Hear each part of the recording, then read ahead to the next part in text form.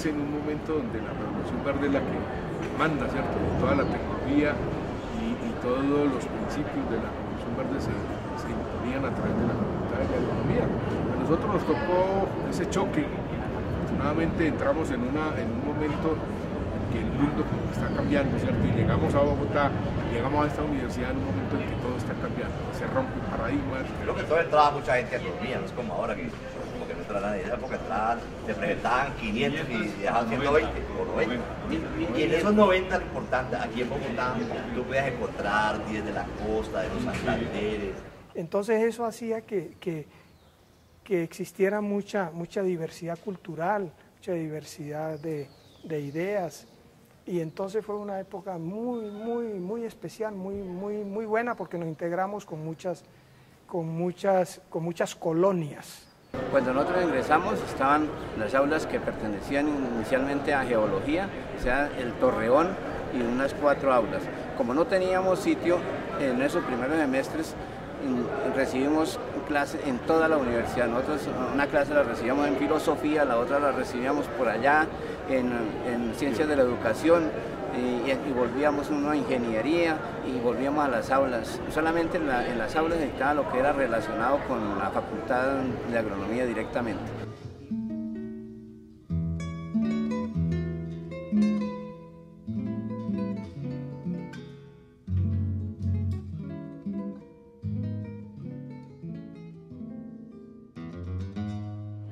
En el año 70 nos trasladaron a este buen edificio donde pudimos tener la oportunidad de estar juntos, donde recibíamos las clases un poco más agrupadas y no teníamos que ir de facultad en facultad. Era más identidad y más pertenencia, porque ya éramos estudiantes de la Facultad de Agronomía, ¿no? Entonces eso era fuerte, ¿no? Y además que fue una de las facultades más críticas y más participativas en todo lo que tuvo que ver con ese contexto político que vivió en ese momento.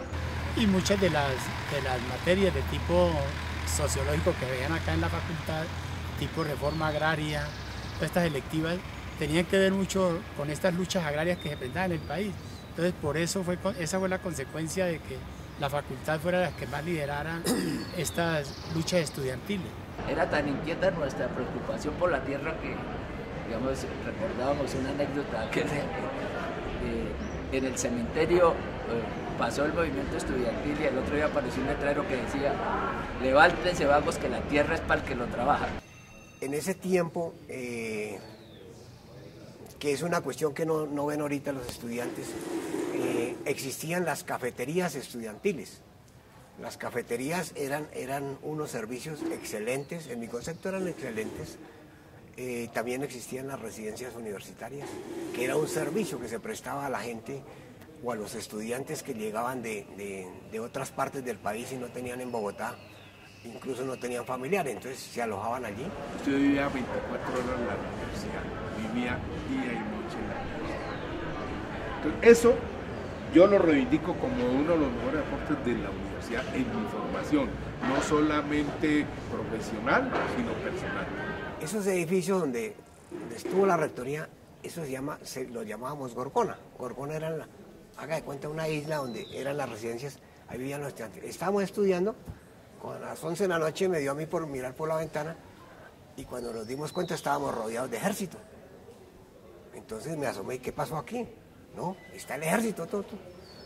Y entonces salimos y todo el mundo, bueno, identifíquese quién es usted, qué hace, dónde vive. Esta residencia nos la cerraron en el año 71, cuando fuimos desalojados por la fuerza pública, tal vez en marzo del año 71, que nos cancelaron ese semestre. Bueno, la invasión de los tanques es que se rompe un mito, ¿no es cierto? La universidad era sagrada y no podía ingresar la policía, no podía ingresar nada. Carlos Lleras Restrepo dice al carajo con esas situaciones y metió unos tanques aquí en la universidad. En eso, después hubo invasiones a la universidad. Después de eso ya las directivas universitarias volvieron a abrir la facultad en el segundo semestre del año 71, pero nosotros pues realmente perdimos esos 6 meses de estudio. Lo perdimos en el sentido académico, pero lo ganamos en el sentido de que conocimos el ambiente social que se vivía en esos momentos. La universidad, la residencia, las cafeterías permitieron que el movimiento estudiantil se consolidara, creciera, la formación política, la impronta que la universidad nos da, yo creo que todavía es así. Se cambió mucho cuando se acababan residencias, cuando se acababa cafetería. Nosotros no teníamos una facultad bien instalada, entonces teníamos era una facultad que era como para las directivas. Y para reunirnos nosotros entonces nos tocaba en el Mosco, porque era, aunque era pequeñito también, pero allá era donde nos encontrábamos. El Mosco era una cafetería que quedaba en el Torreón de Geología y era una casucha pequeña, caspete, ¿no? Un caspete, digámoslo así, y en ese sitio pues allá íbamos a comer alguna cosa, a tomar gaseosa. Lo atendía una señora que tenía muy mala memoria, ya era de la edad que nosotros tenemos ahora, y otro señor, el esposo de ellos. Los dos peleaban mucho y uno pedía una cosa y la señora le alcanzaba otra. Eso era típico de la cafetería. Quedaba al lado de los corrales de veterinaria. Por supuesto, la cantidad de moscos era enorme. El dueño siempre trató de ponerle cafetería Florida, o cafetería La Brisa, o cafetería El Amanecer Sabanero. Nunca pudo, porque siempre se llamó el Mosco.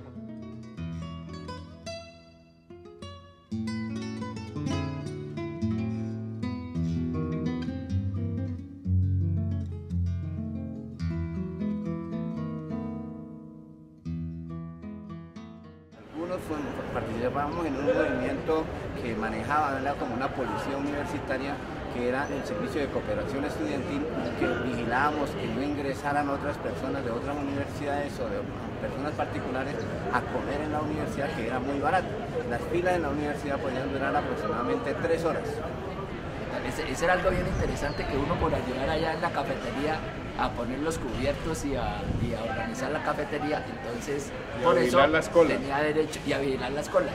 Entonces uno tenía derecho a la alimentación. Eso fue lo que presidió al foco, porque entonces ya después vino lo del foco, fue, bueno, si hay unos que están en cooperación estudiantil, aquí debe haber es comida para todos. Entonces alguien decía foco y venían todos los que no tenían ni un peso, ni un centavo. Entonces pasaban los 15 gratis, el compañero que era de bienestar estudiantil que manejaba la caja, por supuesto no podía hacer nada. Entonces pasaban todos esos gratis, una vez pasaron los compañeros, se levantaba el foco. Se terminó el foco, compañeros, los que siguen a pagar. Y entonces eso era una orden y era muy frecuente, Eso eran... casi todas las semanas sucedía eso, ¿no? El foco fue, yo creo que inicialmente como una solidaridad bien entendida, porque solamente los que no podían pagar, pero luego se volvieron los sinvergüenzas, gente de afuera de la universidad.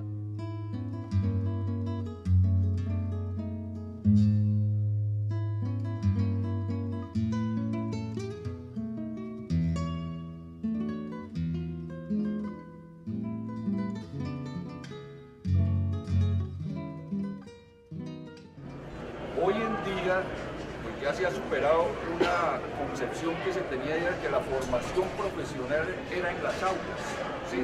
Eran con las materias que a uno le daban, hidráulica, fitomejoramiento, entomología, suelos, etc. Pero en esa época la formación fundamental de nosotros como personas y como profesionales se adquirió en espacios que tenía la universidad que no eran propiamente académicos. Nosotros, por qué nos fue bien, también la conclusión fue que mucho de lo que nos sirvió en la vida lo aprendimos afuera, lo aprendimos en las pedreas, en las marchas, en todo lo que nos dejó el movimiento estudiantil, en los prados, en residencias, en ese intercambio, en ese día a día, en esas 24 horas que vivíamos aquí. Y eso era valioso para que nosotros pudiéramos tener argumentos para poder realmente haber desarrollado hasta nuestros días una profesión ética, una profesión con un concepto de justicia, y que todavía creemos en que es posible que a través de la universidad, de sus egresados, podamos formar una masa de tal magnitud que permita la transformación de este país.